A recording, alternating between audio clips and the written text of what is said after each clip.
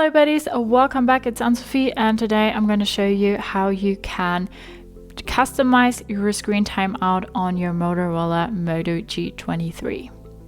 For that, you want to go to your settings and then go to display and then go to screen timeout. It's set to 1 minute right now. You can also choose 15 seconds, 30 seconds, 2 minutes, 5 minutes, 10 minutes, and 30 minutes. Personally, 15 and 30 seconds are a bit too short for me. 5 minutes, 10 minutes, and 30 minutes are a bit of a safety issue for me. I like 2 minutes, that's fine. And normally, I use my phone, then it doesn't black out anyways. If I leave it by the side, it will black out after 2 minutes, so that's fine.